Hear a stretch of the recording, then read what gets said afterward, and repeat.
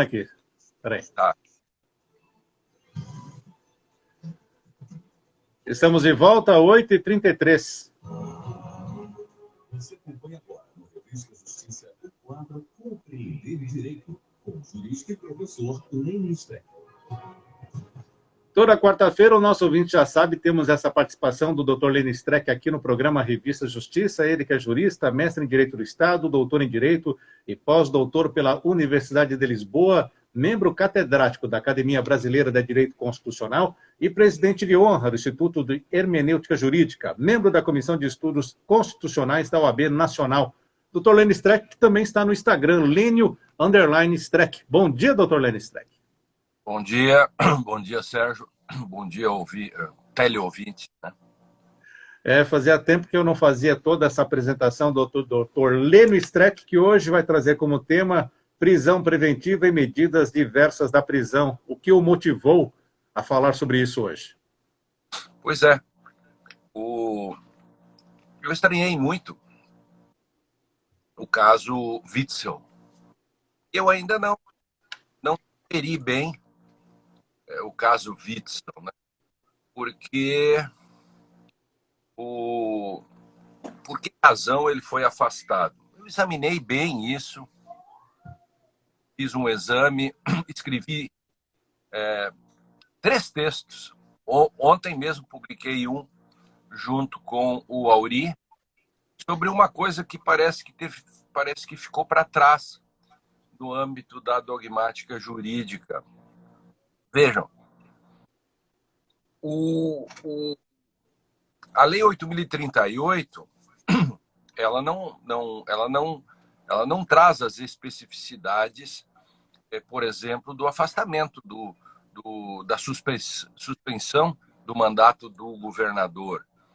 Claro que ela remete ao Código de Processo, que, por sua vez, tem o artigo 319, que tem as medidas cautelares. Com isso, se fecharia o círculo e estaria tudo bem. Ocorre que, a par do problema que se coloca com relação ao Witzel, por exemplo, poderia ter sido afastado por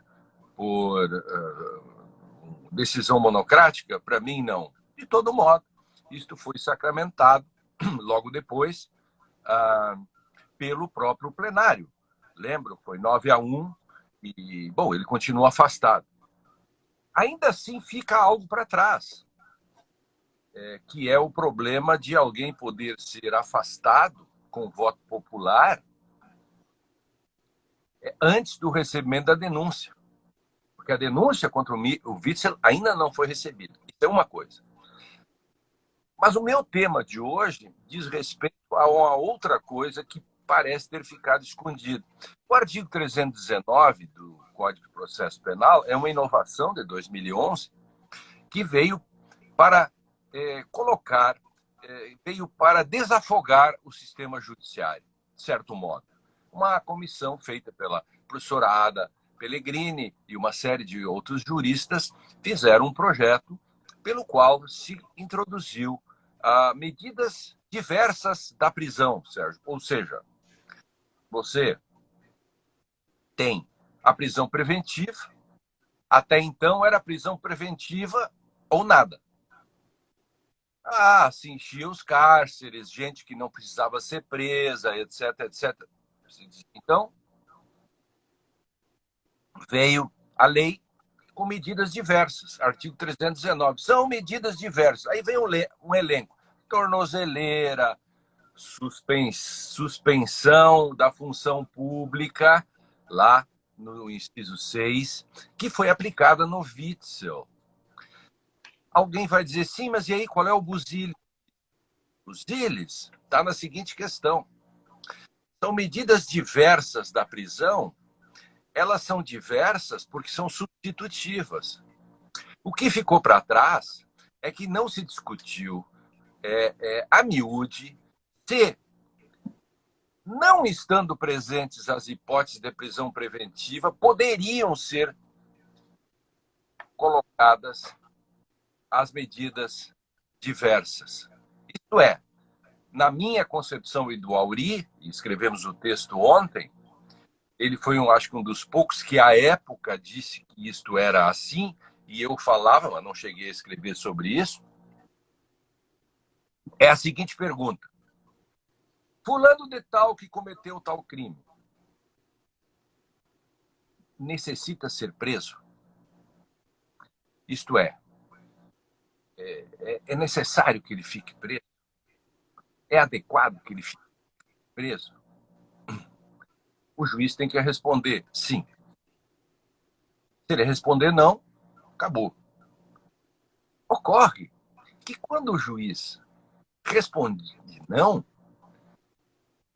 em vez de encerrar e botar em liberdade, muitos aplicam as penas alternativas, o que acaba gerando muito mais problemas no sistema. Isto é, ela virou uma medida autônoma, ela se autonomizou. A medida cautelar, ela acabou criando vida própria. Ela veio para substituir a drástica medida da prisão e ela foi se tornando, foi tomando caminho, foi gostando da coisa e, de repente, ela virou uma medida autônoma. Witzel, voltando ao Witzel, alguém se perguntou efetivamente, Witzel tinha requisitos para preventiva? Essa é a pergunta de $1 milhão. Se Witzel não tinha para preventiva, como se substitui algo que não tem requisitos? Bom, eu descobri a pólvora? Não sei. Eu só sei que o Auri e eu escrevemos um artigo ontem chamando a atenção para esse problema. E nem eu. O caso Witzel apenas nos fez, digamos, refletir sobre isso. A questão é quantas pessoas no cotidiano que, por exemplo, não têm requisitos para preventiva, mas que levam, digamos, uma exemplada numa decisão judicial. Ah, não vou prender, mas então você vai levar uma tornozeleira, etc. Talvez por isso faltem tornozeleiras por aí. É muita tornozeleira usada desnecessariamente. Alguém vai dizer, a sociedade melhora com isso. Bom, eu quero pesquisas, prognose, para saber se com as medidas alternativas a sociedade melhorou. Porque essas coisas também, o que nós temos é que, embora tudo isso, aumentou o número de encarceramentos. Então nós temos dois problemas. As medidas não estão sendo bem aplicadas. 2, continuamos usando demais a prisão preventiva e, com isso, estamos aumentando o número de encarcerados. A ideia da professora Ada e dos que fizeram, na minha concepção, veja que na hermenêutica a gente não usa muito essa questão de qual é o espírito legislador. Há 30 anos atrás, mais de 30 anos, eu brincava com meus alunos perguntavam, professor, qual é o espírito legislador? Eu não sei, vamos fazer uma sessão e vamos buscar para ver se o espírito baixa na gente. Ou então o aluno perguntava, professor, qual é a intenção do legislador? Eu não sei, eu disse, manda uma carta para ele. Eu tinha uma moedinha no bolso e dizia, vai ali no orelhão, porque nessa época não existia telefone celular, né? Então o sujeito tinha no orelhão, eu disse, vai ali na orelhão da faculdade e liga para o legislador para ver se ele pode te dizer. Brincadeiras à parte, evidentemente que sempre há o histórico da legislação e aquilo para que se prestaria uma lei. Inclusive, tem um alemão, que eu não lembro o nome agora, mas eu já citei várias vezes, que ele chega a dizer que se o legislador explicitamente diz, estamos fazendo esta lei para que não mais se faça esse tipo de coisa, nenhuma interpretação do judiciário depois pode dizer que ele não quis dizer que a lei não era mais para fazer aquele tipo de coisa, porque o legislador foi explicitamente no sentido de que não se fizesse.